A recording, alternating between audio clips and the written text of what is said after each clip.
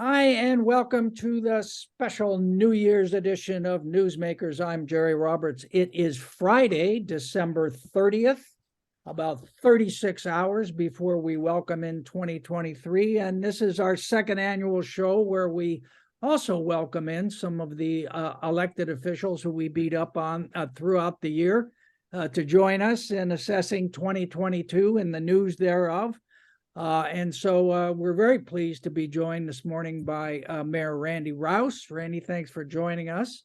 And our usual panel of experts, top journalist Nick Welsh of The Independent, Josh Molina of Newshawk, Gwyn Lurie, editor-in-chief of the Montecito Journal, and our producer, without whom none of this would be possible, Hap Freund. And we're expecting Councilwoman Meagan Harmon any moment. But let's start with you, Randy. For many of us, the top story of 2022 was probably your swearing in because there was a moment of hope before everything went downhill. But I kid, of course. You called in your speech for an end to partisanship and clean, secure, well-lighted spaces. I mean, we break down these issues like homeless, downtown, blah blah blah, but it's all kind of one thing. What was your take on 2022 in terms of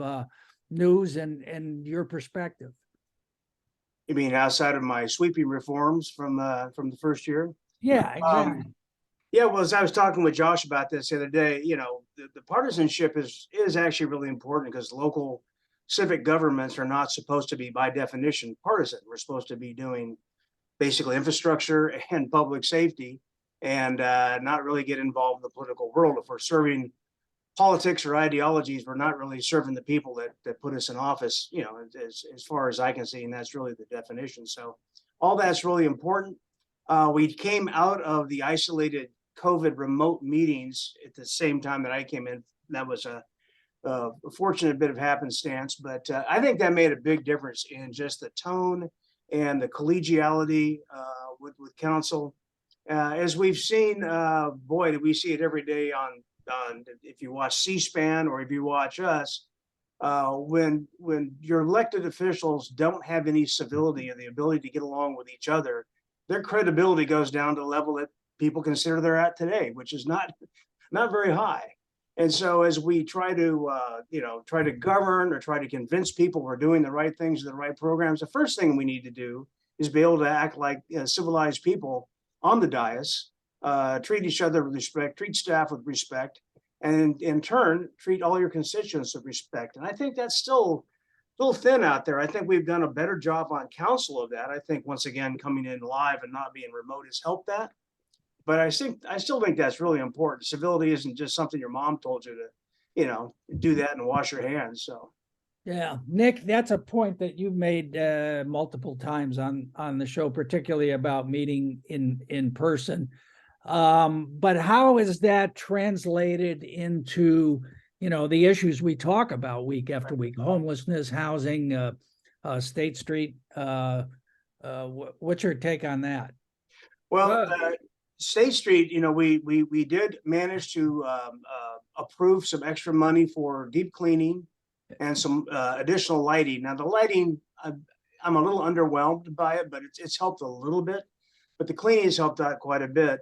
In terms of the homeless issues and security and whatnot, we really expanded our outreach. I'm kind of sad to lose Hap to the commission actually from the VIPs, which are really important to us, along with the ambassadors. But I've walked with the police chief and the outreach people, or Barbara Anderson, our new executive. We walk probably a couple times a month in a different neighborhood, State Street, East Side, West Side, talking to merchants, talking to quote unquote clients out there on the street. And that in dovetail with our other agencies like SB Act and CityNet, and certainly our Dignity Moves project with Good Sam, has seen some improvement. It doesn't mean it's Camelot just yet, but it's definitely gotten better. Yeah. So all those things kind of combine to things are in small increments, and every once in a while, I think we ought to maybe take a little credit for it and kind of celebrate some small victories as we move forward and kind of get everybody along for the ride. Yeah, no, I think that taking credit or celebrating small victories might be a better way to put it. Is a good idea. That in the past 3 years, there's been a real focus on doing something different with about homelessness, and there has been money available, like the likes of which we have never seen before. But really, on downtown, we've seen a significant shift because you have Dignity Moves, which is a private nonprofit of entrepreneurs who want to move the needle a bit. The county of Santa Barbara, which has been putting down the land, and Good Samaritan, and they've got a tiny pop-up village of 34 people over on the 1,000 block of Santa Barbara Street, right next door to a high-rise penthouse. The occupants of the penthouse are saying, "Hey, man, we were a little freaked out at first that we were going to be moving and having a homeless shelter next door, and it's worked out." And what you see is that people there have a door that they can lock, they can go into, they can take showers in privacy, they get all kinds of mental health treatment, etc. And if you're on downtown, it's what you don't see that you notice. It's the dogs that didn't bark. And you're sitting there and you kind of go, there's not as many people out. Now, is it totally clean and tidy and whatever? No. And not everybody's going to want to go there. Not everybody's going to fit in. But what's interesting is it's been successful enough that already there are plans to expand what's now a 34-unit operation to 300 units at 4 different locations throughout the county. That's a massive change. And again, it's not going to make everybody have a roof over their head, but it's going to take care of a lot of people who are in the most chronic need. Yeah, Gwyn, what's your perspective on this? Because I know the parklets are very controversial over on Coast Village Road, as they are on State Street. What's your view of how things got better or got worse in 2022? Well, I mean, certainly the removal of the parklets was a big deal here. Honestly, I feel like way more people would have wanted to keep them than get rid of them. So I think that my personal opinion was that was not a positive change. I think, especially on Coast Village Road, that was not a highly populated shopping area before the last few years when so many people moved here and so many people started eating outside. And really, you're talking about 2 or 3 parking spaces per parklet. And there's lots of parking behind Coast Village Road. So I'm not sure that was a good thing. Obviously, the widening of the 101 has, hopefully it will be a good thing in the long run, but it's definitely created a lot of traffic here. There are a number of big things you want. Was that your question? And in your the issue just out, I guess you have your top very local stories as well. I mean, hold up the cover of that because it's really quite different than what we're used to seeing from them. Yeah, this is artist Karen Folsom who did this, and she's done a few things for us, but she's really talented. And yeah, those are the in memoriam. Pierre Lafon, Leslie Ridley Tree, Ivan Reitman. You can see those at the top. So, Josh, the parklet situation on State Street remains a bone of contention, as does the $800 million contract for the consultant to. I'm sorry, Randy, it's only 800. You voted against that, actually, as I recall. No, actually, I didn't. It was before my time, so. Oh, okay. Wasn't my money. It was your money. Well, it was all our money. Talk about where we are with downtown and State Street and parklets and all of that. Well, I think the big news this year was Kelly Brown and Natural Cafe leaving, and this whole rat controversy that came up. And actually, what it ended up doing was kind of galvanizing a lot of the restaurant owners to say, "Hey, we need to not have this narrative get out, and we need to point the focus on, hey, that's a different kind of restaurant. That's a restaurant that serves people during the day, and there's fewer people coming downtown. And so what it did was sort of organize a lot of them to say, let's work together to change this narrative of downtown and outdoor dining and parklets being bad. And so we have kind of the Jim Cannells on one side sort of saying, hey, these parklets are good for a few restaurants, but they're not good for anyone else. And if you own 400 places on State Street, much of them retail, other places are suffering while just a few are experiencing the benefits of the outdoor dining. And so we have those, and then we have the city of Santa Barbara and Dave Davis and the master plan effort, and sort of saying, hey, this is the most revolutionary thing we're going to do. This is the new Paseo Nuevo. We're going to create something, and it's going to be amazing for decades. And so we have to get it right. So there's these workshops, and people are talking and planning. But in the middle, as Mayor Rowse has pointed out, there's been some changes in terms of design and architecture and storm flow. But it's still kind of messy out there, and it still sort of doesn't look very good. And there's still these competing interests of bikers and skateboarders, and there's generational conflicts. If you're kind of older and you move a little bit differently, that's not really safe.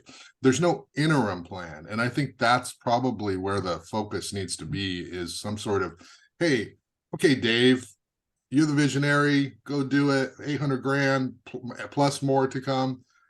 Fine. But we need to do something now, because we can't just be sitting here in the middle, just sort of hoping that everything works out while business owners battle. So I think that's sort of the stakes right now in terms of what people are talking about with outdoor dining. Yeah. All right. Meagan Harmon is joining us. I see. There she is. And Jack, who is making his second appearance on our annual New Year's rock and roll show here. Boy, a little bit different than last year. How's he feeling this morning? You know, the craziest thing, it's like last night didn't happen at all. He woke up just dancing, smiling, looking at me like, wow, Mom, you look like 10 miles of bad road. But he, however, is living the dream. Thank you. He's feeling good.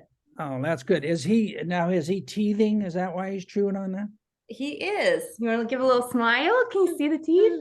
See, I'm from a generation of parenting when we actually didn't call it parenting, but anyway, of raising kids.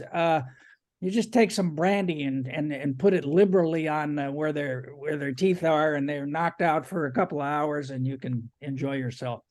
Anyway, thank you for joining us, council member. And we were just saying how screwed up everything is on State Street, and how it's primarily your fault. How do you respond?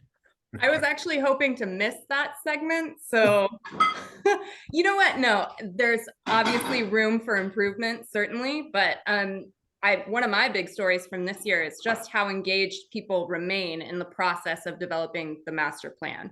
You know, this is something that has excited and brought the whole community to the table in a way that I haven't seen certainly in the last 3 years. And so there's work to be done, but that work's happening. And I think it's going to be really exciting. And I'm looking at you rolling your eyes, Randy. I know it's going to be really exciting.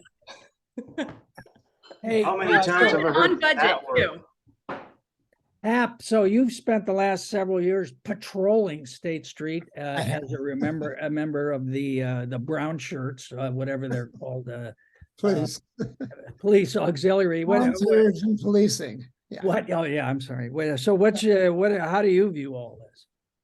Well, just personally, having seen what they've done in like Boulder and on, I think it's called St. Catherine Street in Montreal, I'm really optimistic that it could be something great. I'm a little concerned about how long it's going to take. And how, since I have a Hawaiian background here, the Hawaiian word is kapakahi, kind of just screwed up. You know, it's all just sort of haphazard the way it is now. So I look forward to some sort of solid interim changes that make it more unified, and then some long range changes that actually make it look great.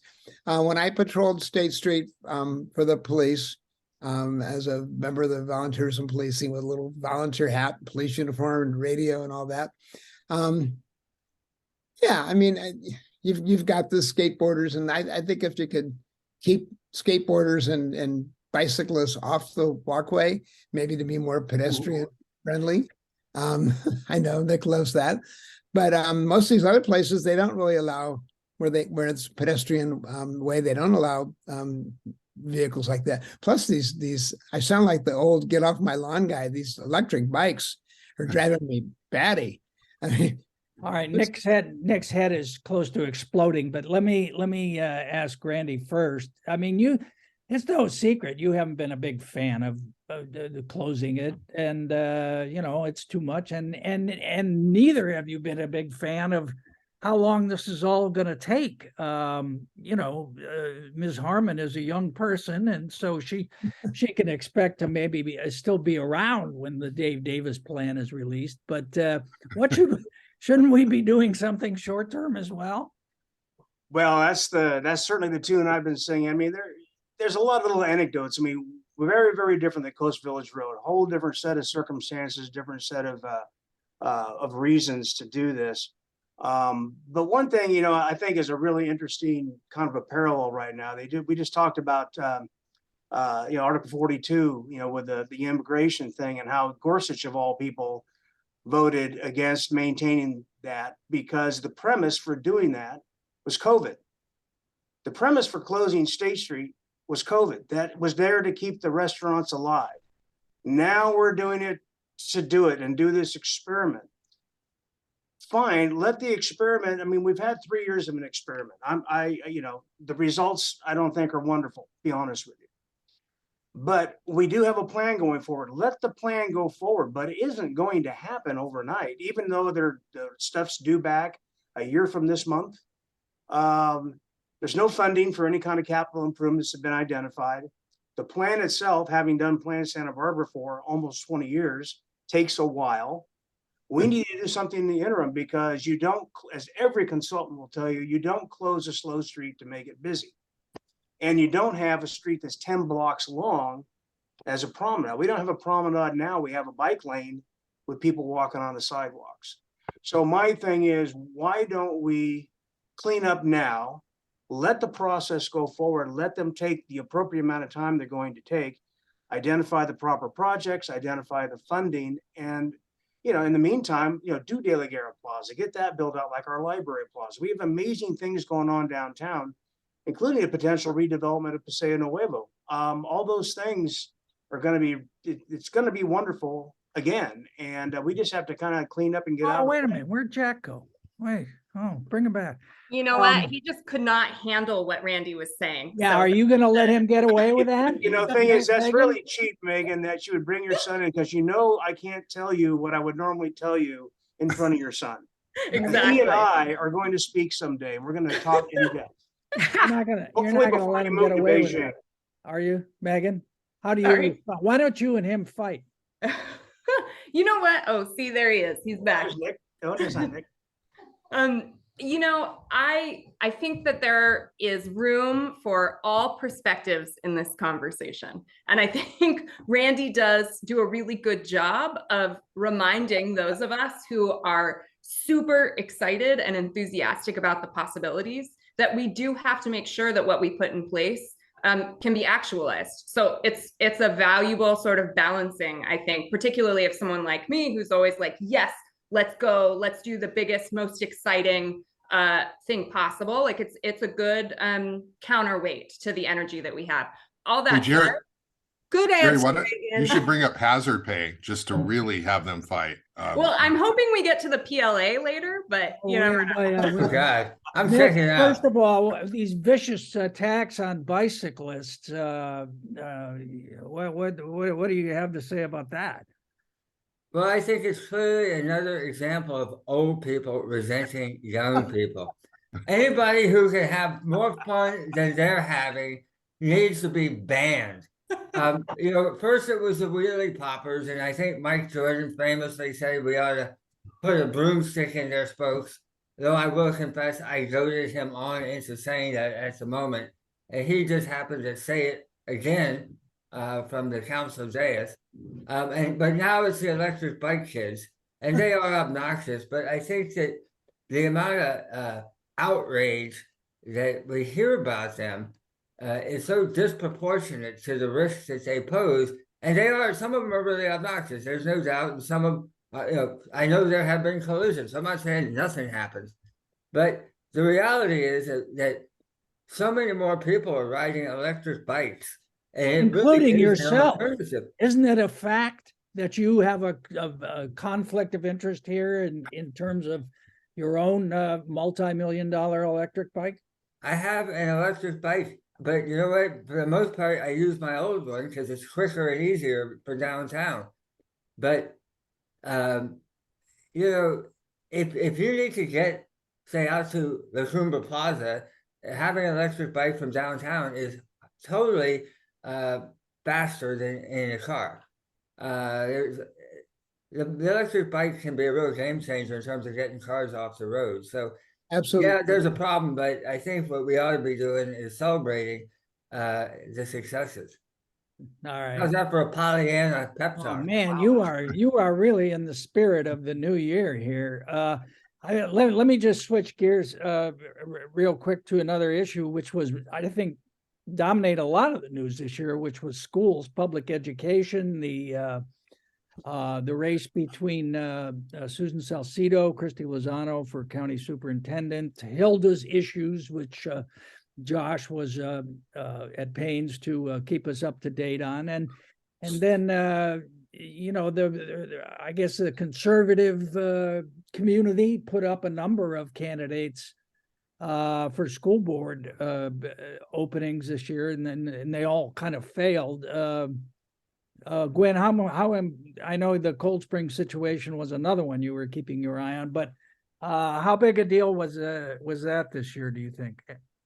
Well, I think it was a bigger deal in theory more than it turned out to be. I mean, but part of that was because of the fight that a lot of people put up against sort of right-wing candidates taking over the school boards. I don't even want to say right-wing. I think it comes down to that kind of culture war thing that we've seen around the country that is insidious and is happening all over in local elections. And I think a lot of local people were very concerned about that and started early to make sure that it wouldn't happen, and they were successful, which I think is a very good sign for the schools. Yeah. And Josh, I am trying to drag some more issues into this so we don't spend the whole time on State Street, although we could. And just in terms of housing, Nick mentioned taking your electric bike to La Cumbre Plaza, but one wonders why you would want to go to La Cumbre Plaza very often. And now there's this whole fight that the mayor was on the other side of Dos Williams on over housing at La Cumbre. Talk a little bit about housing in 2022 and with the state mandates. What are we looking at in 2023? Well, Jerry, you may have converted me at least on one issue with Dos Williams, because if you would have seen this SPCAG meeting, it was quite curious, I guess you would say. And it plays into the larger issue of what's going on right now with housing, the housing element. Santa Barbara County is not going to submit its housing element for verification on time to the state. I don't know if it's a strategy or not. They say it's not a strategy. Other entities, as Nick Welsh, has reported, like they're not going to be able to do it either. Developers a blank check, right? Well, not really, but technically they will be able to get over-the-counter permits for sites that are currently zoned for housing starting next summer in Santa Barbara County's situation. And so, here's the deal is that the cities, the counties, they're facing all these pressures to build housing. And recently, what came up with La Cumbre Plaza was that the city is trying to create this specific plan to have, something like 2,000 units. And they went to SBCAG and they said, hey, we want funding. We want 1.2 million. I think they asked for. I think the SBCAG, committee said 1.1 million. And then Dos Williams at this meeting, Randy's a member of SBCAG, so he can actually summarize this a lot better than I can. But essentially, in short form, SBCAG board sort of said, no, we're not going to do that, which is odd for Doss Williams, who's like this housing advocate. Instead, he sort of supported this Taylor family plan for 600 units, or it's almost 700. Political consultant Ben Romo worked the scene privately behind the scenes and sort of said, hey, this project should move forward. And if we have this specific plan out here, this is going to slow this down. So it was sort of like, hey, let's go with the 700. Keep in mind, these are just the very early stages, so nothing is going to get built. But he trashed the city design. Doss Williams trashed the city design boards. He trashed planners. And I guess what bothered me the most as a journalist who's covered him for 20 years is he had the gall to say planners are idealistic. Planners think about things in sort of this harmonious way of what could be, when the reality is it never gets there. And I'm just like thinking, this is Doss Williams. This is a guy who's totally idealistic, who's totally always positive, optimistic. We can get there together. So I found it kind of curious. I know the cannabis thing is an outlier for you. I'm talking in terms of housing policy, Doss as a housing policy person. Yeah. It was sort of odd to see a guy who's worked in government his entire life trash planners. I didn't understand. And so it didn't make sense to me. And then the other thing was, here's Randy's the mayor of Santa Barbara, and he's over there sort of like, not really giving Randy the space to talk about what's right for the city. So it was a curious meeting. That's what I reported on. And it's part of this larger debate. People are coming unglued over housing and policy. Nick? But we're going to be talking about housing all the time. I mean, we've been hearing, Santa Barbara's been in a housing crisis since World War II. But we're in a situation now where, like in the last 2 years, it used to be you had to make $76,000 for your household to afford a median rent in Santa Barbara. Today it's $96,000. So it's gone up 20 grand over a 2-year period, and that's from a study put out by the Board of Realtors, not known as a hotbed of communism. And so the pinch has taken on a new urgency and desperation, and the state is banging down our doors saying, if you don't do it, we're going to make you do it, and we're going to take away any opportunity for you to slow it down or say no. And Doss was certainly in keeping with that impulse. I think what everybody has agreed on out at the Cumbre Plaza, except for people who love Macy's, is that if there's any place in the city where we should have a ton of housing, it's out there at the Cumbre. It's a dead zone. You can't blame the homeless people for the Cumbre Plaza. There are no homeless people out there, and it's deader than downtown. So it's like, here is the place. It's a sea of parking. Let's turn it into housing. And they're talking 1,800, 2,000. So how you're going to squeeze all that in is another matter.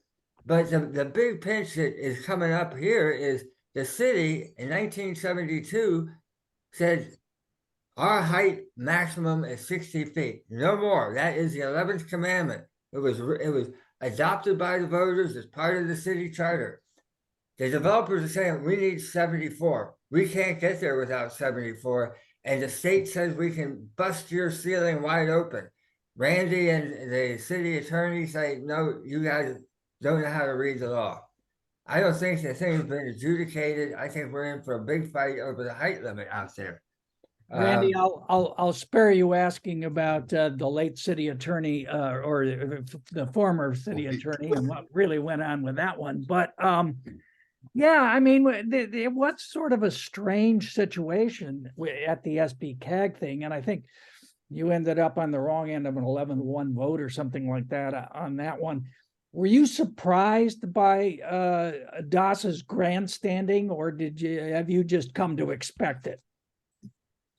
That was a great segue into that. No, I wasn't really surprised, but that was no big deal. I mean, I showed up at the train station with my ticket and find out the train had already taken off. I mean, that was basically how that went.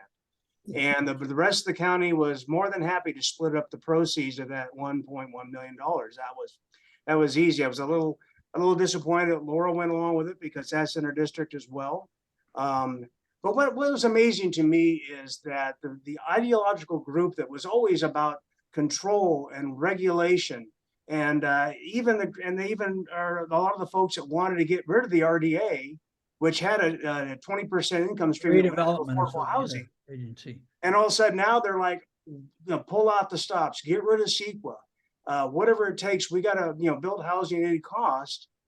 I mean, they're ready to, apparently ready to put storage units on top of each other and just call it a housing unit, I suppose. I don't know. Santa Barbara, there's a couple of things. Yeah, we've had a long and clunky kind of design review process. There are kind of some reasons for that.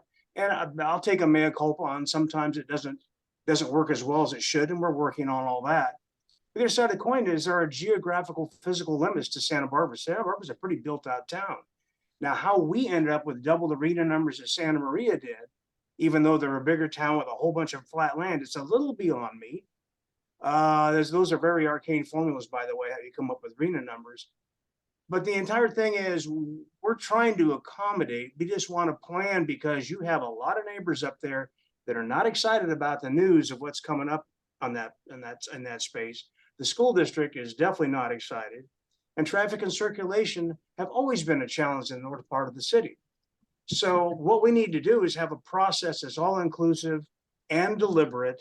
And okay, maybe let's say they're right. I don't think it was about timing, by the way, to be honest with you. But let's say it took a couple of extra months or whatever. That's a century project. I mean, that thing is going to be there for a long time, and it's going to be the entire site from Sears all the way to State Street. Why we don't do it in a contiguous manner is a little beyond me. If we're going to do a master plan for State Street for parklets and outdoor dining, a specific plan for La Cumbre Plaza for 2,000 units, it seems obvious that we there need should be an that emergency path. declaration. Have you noticed that we're managing everything by crisis these days? Well, you're actually managing everything by ad hoc committee. You don't do anything in the council anymore. You go into some ad hoc committee, no Brown Act rules and regulations, no agenda, no report, and the public's not allowed. And the only thing missing is the cigars. Hey, Jerry. Gwyn? Yeah, I just wanted to say, I know you wanted this to be kind of a roundup of what was really important in 2022.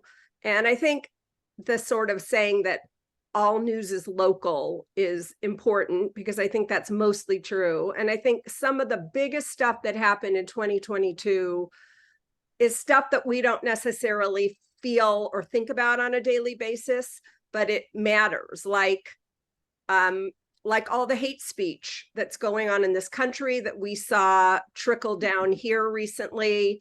Also the huge leap in AI, which, I will proudly say we broke the story in the Riv about Google and Goleta, but I think in the next year, we're going to see AI changing our lives in such a substantial way. I mean, honestly, you could teach it, you could give it 5 of your stories and it could memorize your voice and write a story in 3 seconds on any topic you want. I mean, it's crazy. I don't think it could do that with the angry poodle. I think that the angry poodle's syntax and it may not get to that level, but it is beyond certainly AI. But anyway, I think that's a big deal. And I think, a lot of, it all kind of is in keeping with what was going on with the school board races, what was going on with the, it's a big issue in our country right now, and we're feeling it locally on all of these things. So I just wanted to certainly my daughter's not happy that she can't listen to Kanye anymore in our house. Yeah, and council member Harmon, of course, you and Gwyn are here representing 51% of the population. So Roe v. Wade, I think you mentioned earlier. Jobs for sure was kind of a big deal this year. What's the local impact of that? And first, and then just to double back on Randy's comments, you famously stomped Doss Williams in gaining a seat on the Coastal Commission. I mean, what were you surprised by his turnabout on the housing? Well, just starting with the Roe v. Wade, I don't even tragedy. I don't even know really what to call it. I think, locally, we're very lucky to be in California and to live in a community in particular that has such a strong commitment to women's rights and the right to choose our own reproductive futures in particular. So I think the biggest impact really is around activism and the activism of the community on this issue and how we engage and work across state borders, across community borders to facilitate support for other people who are in need of reproductive health care, whether it's to come here, whether it's to ensure that they have that opportunity going somewhere else. I mean, that's really what I'm seeing here in a way that, at least in the last, 10 years or so that I've been politically active, I haven't seen. It's been sort of a talking point rather than a real issue around which we organize. And now I'm seeing that organizing. Of course, Planned Parenthood has always done it, but I think there are more people that are really engaged. And in it the was a big conversation. factor in the midterms, I think, in the surprise. Oh, for Yeah. sure, for Yeah. sure. Fentanyl too, Jerry, I think has been Yeah. had a big Well, impact. speaking of issues we haven't talked about, Hap, I know you agree with me that the lasting scandal of our time will be the colonization of Santa Barbara County by the cannabis industry, led by a majority of the Board of Supervisors. What do you think about that? You've lived here forever. Do you think it's going to be something that people are going to look back at and say, "Wow, that was really an inflection point when things changed"? For agriculture, for development, for the whole planning process, for people walking around stoned and so on. I can't speak for that constituency anymore, but I think Nick's point when he talked about the pot shop that was going to be on Santa Claus Lane and the ones he'd seen, and how most of them just look like upscale boutiques. And yeah, I mean, I think the proliferation of them is pretty amazing. But you can't go anywhere in this country without seeing them. I mean, every place. I was on the Oregon coast. They're about every other place, and Portland, every other block from where my younger son lives is another pot shop. So I feel sorry for the people that were trying to sell it illegally, because they're really having a harder time. Well, I wanted to get back to housing and just mention two stories. One was Ryan Cruz's great story on housing costs for young people and renters in Santa Barbara, and then Tyler Hayden covering Dormzilla. And Dormzilla, at some point, is going to come to the Coastal Commission, right, Meagan? So we won't ask you for how you're going to do it. But I did think that's interesting. I think the other part about Dormzilla that's interesting is I looked it up. Charlie Munger turns 99 on January 1st. And I'm willing to bet that he's dead long before it gets built. And I'm wondering what's going to happen after he dies with all the preconditions he's put on it. You've got to do it my way or the highway. And Charlie Munger was in the news the other day, bitching about people who are unhappy about wealth disparity with his many billions. Classic. Well, what was so interesting on Dormzilla was the faculty senate created this committee that looked at it for 6 months, and they just drilled down. And the most damning indictments they came up with was the disconnect between reality and the designs for eating and preparing food were so off the chart that anything that followed, had no sense of possibility. It was grounded in reality. It was just, the idea that you would have 64 people sharing this giant convivial kitchen space at the same time and not stealing each other's food and not making a huge mess, and that this somehow would work was just so. Right. It's another example of how insane Charlie Munger is in terms of the design, and it's sort of, that was just the starting point. I think that Dormzilla shows just how desperate the housing need is, and it shows how little UCSB has been doing all these years. I mean, the city of Molina and the county of Santa Barbara have both sued UCSB for failing to live up with some plan it agreed to 10 years ago in terms of providing housing. So how does And- that get resolved? If, you know, I mean, what's the remedy if they were to win the lawsuit? That's a really good question. Wow. They you know, they'll just, I mean, basically they're gonna have to create smaller decentralized dorms throughout their land holdings and expand existing dorms. Hey, Megan, you're also here representing the large portion of the population under the age of 50. I know you're a huge housing advocate. How serious is this thing about missing the deadline for submitting the housing plan, both in county and cities? You know, it may be a paper I don't know. I guess I shouldn't say publicly it's a paper tiger, but I'm sort of like, bureaucracy moves so slowly. Are we really going to have a huge rush and impact in the like 2 months it takes to get it certified? I just kind of don't see. I don't know. I will be interested to watch that space, but I can't imagine we're going to see a huge shift in just that period between when we miss the deadline and we get certification. But I did want to say back to Dormzilla, Nick, I really appreciate that you brought up the lawsuit, because something that I've been thinking about a lot in the context of the Coastal Commission's role here. By the way, we are sort of the body of final jurisdiction with regard to things at UCSB, because UCSB has a long-range development plan, and to the extent a development doesn't comply with that plan, it gets appealed to the Coastal Commission. So that's the route through which Dormzilla would come to the Coastal Commission. But on the commission, we sort of parachute in to issues in different communities across the state, and we're obviously not experts in those communities every decision. So, you know, I'll often be talking about something that's happening in Northern California in a city that I've never even visited. So I rely a lot on the staff report and whoever shows up at the meeting to give me context about the item. Well, the context that we're going to receive at the commission is, yes, there's this Dormzilla, but the counterweight is that UCSB is being sued by the city of Goleta and the county of Santa Barbara for not providing housing. So it'll be interesting to see where my colleagues on the commission, and it's going to be part of my role to do some educating and folks in the community to come out. But I can imagine a commissioner looking at this and saying, wow, Dormzilla really is a monstrosity. But the community has said through this lawsuit that they're desperate for housing. The commission can't get in the way of it. Build cells for students.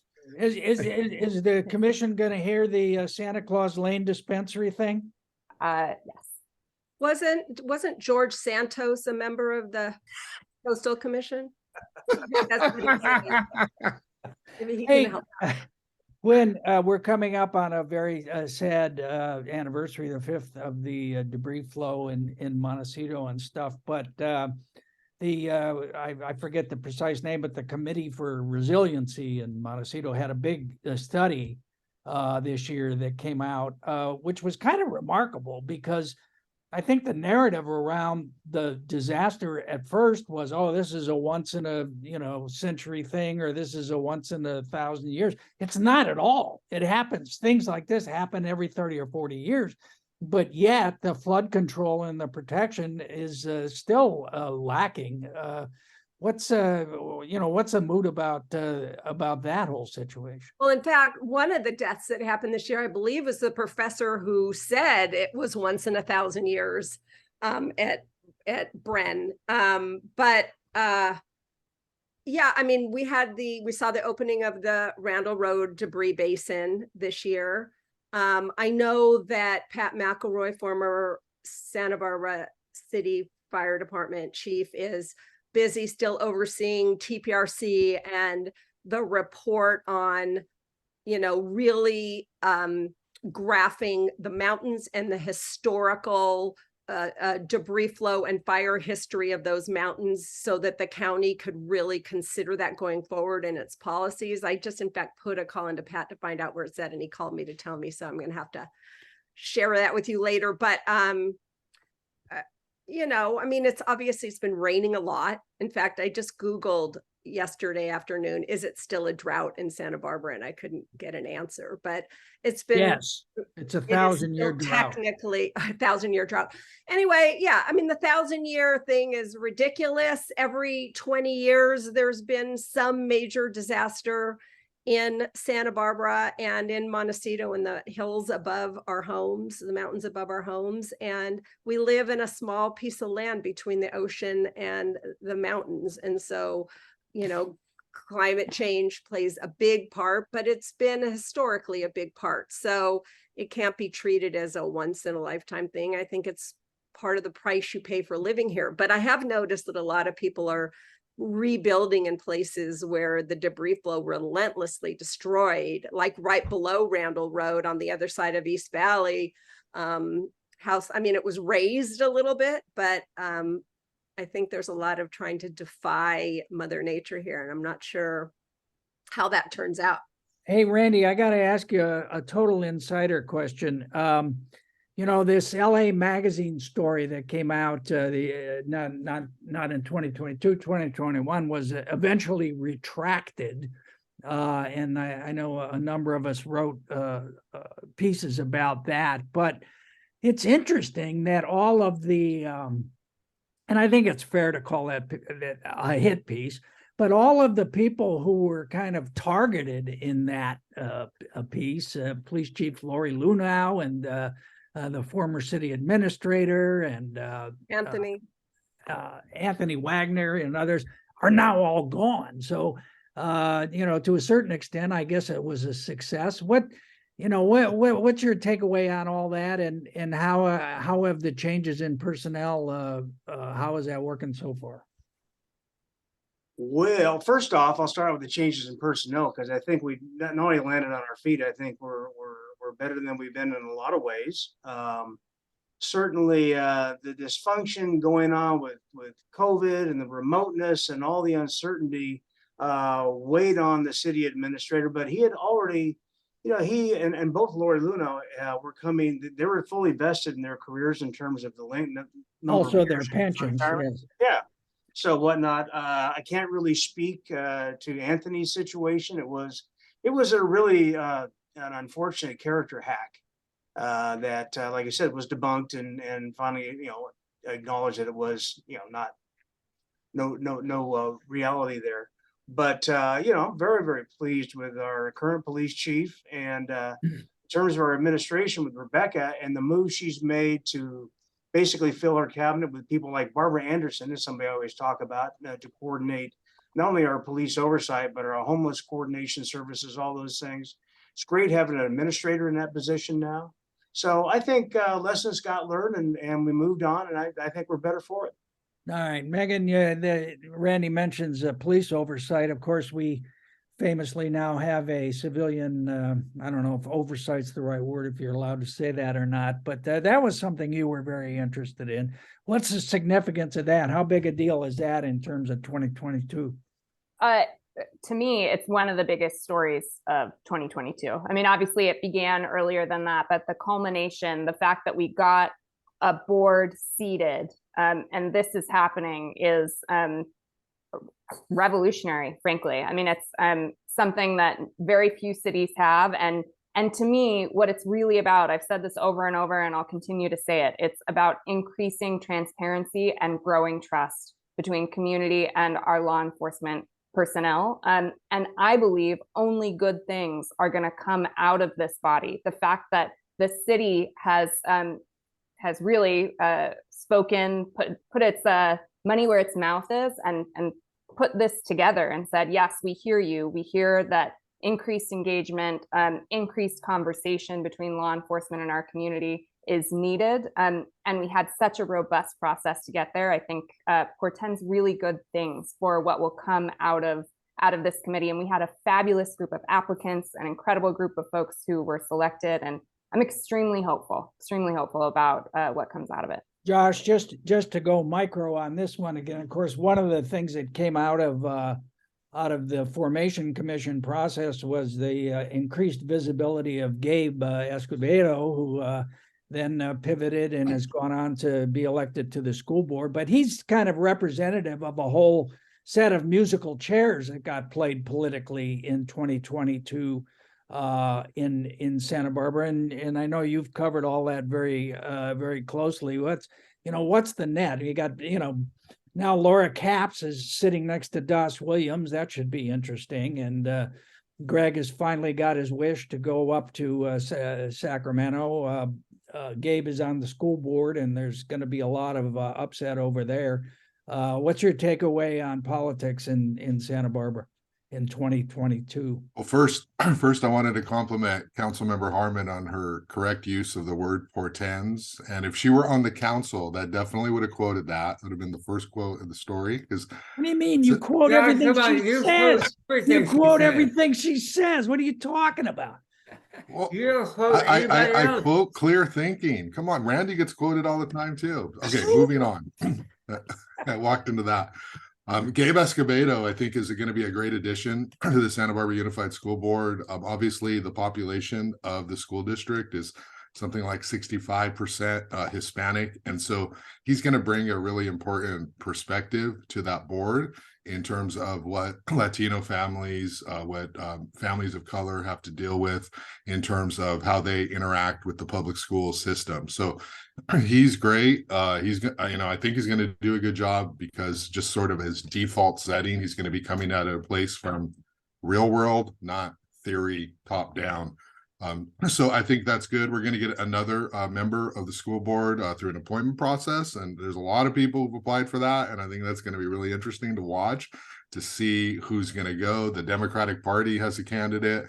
Of course, Crystal Farmer Sieghart has applied, and she's, incredible activist in town and well known. So she's going to have these board members are going to have to decide and make some choices about who they're going to appoint. And of course, there's Moni DeWitt, who's also applied, and others who have applied who are legitimate people. So it's going to be a fun sort of situation. Watching Doss and Laura, it's going to be great once something comes up, and see how they handle that. They have a truce, of course, but there's obviously going to be some tension in the room when they disagree on issues. Nick, what's the swap out with Greg leaving the board and Laura coming on? Is that going to have any practical world impact? Well, I think they have different areas of focus. I think Greg was really dialed into criminal justice reform and mental health and diversion issues in a way that could be seriously missed. He's got staff members who are going to stick around and work for Laura, who should be able to ameliorate that somewhat. Laura is definitely, let it be known early on, her focus has been poverty, women, single mothers, kids, and poverty in Santa Barbara. And she rang that bell multiple times in the first meeting. And so they come at it from different constituencies. Greg was sort of, the standard bearer grown up in the room for the Democratic Party, of one wing of the Democratic Party, and Laura comes at it from a different spectrum within the Democratic Party. So there'll be some differences, and it really just, I think the board has a pretty good inertia going behind it, where people work well together. And so it's not like they're going to all of a sudden have to figure out how to dance. Everybody's already dancing. And I think it should make an easier transition. All right. Well, we got to wrap up. This has been really interesting, but we always like to end with Hap giving us some data about newsmakers, and that everybody, Nick and Josh and Gwyn, volunteer their time basically. $120,000 a year isn't nothing, that they get paid, but We appreciate it, Jerry. how did we do this year? This is our 61st video of the year, and maybe this just reflects the proliferation of pot shops, but we had 17,100 views of our shows this year. More than 17,000. So I don't know if people just lost their remote or what happened. And then the number of hours watched is minutes watched. I'm sorry, minutes watched. I should make it a quiz. And but nobody would guess this high. Over 210,000 hours, minutes. I'm sorry, over 210,000 minutes of of our shows were watched this year, and I thought that was pretty interesting. That's And- almost 4,000 hours, if my math is correct. And, you know, part of that is, of course, just me, you know, sitting on the couch at Right. 1 a.m. Oh, But I know. You and I fall asleep watching reruns of it, but that doesn't account for 210, more than 210,000 minutes. And then I should mention that our mayoral debate that we taped in 2021 got a national award in 2022. Okay. That was pretty cool. And your interviews with Joyce Dudley when she announced her retirement was a good one, and the sort of exit interview with Barney Malakian, the police chief, was great. And Nick and Josh being on is always great. And yeah, it's a good year. So anyway. How All many right, well, times, listen. how many times, how many minutes, how many words did Jerry use the word DOS and cannabis? That's got to be at least You know what? half of the watch time, right? yeah, I think so. Pull Yeah, that out next year. at least. Yeah. Here's well, what we do. We charge Jerry $1 every time he says DOS or cannabis. And that was underwriting the show for the following year. we need the bingo cards where people have done it for the city council, you know, where certain All right. words come up. Hey, Gwyn, is anybody going to run against him next time? He's your representative over there. I hear little whispers here and there. I do. All right. I'm just sitting here so glad that people tune in when Josh and Nick are on. Gwyn, I think you should. I Gwyn, think maybe you you should bring, run you against bring an us. entirely different segment of the audience to it. And Yes, our- I do. and our numbers always- I do hear whispers that a couple of people are thinking about running. I haven't heard anyone who I think is super formidable. All right. Well, we will look for that in 2023 along with the who knows what else. You know, we didn't even get to the mountain lion home invasion where the big cat attacked the poor little Bears, mountain chihuahua, lions. or the French bulldog that died at the groomers, or the firefighters with the mouth to mouth on the cat who was in the fire. Anyway, thank you all so much, not only for today, but for all you do all year. Gwyn Lurie in the Montecito Journal, of course, Mayor Randy Rowse, thank you for your service. Council member Meagan Harmon, Jack, most of all. Remember, Meagan, left-handed hitting catcher. Okay, he'll get to the majors. Josh Molina of Newshawk, Nick Welsh of Independent, and last but never least, our high-powered senior executive producer, Hap Freund. Thank you all Thank for you. watching. Happy New Year. 2022. Happy New Year, and we will see everybody. you all in 2023. Thank All you, right. everyone. Happy New Year.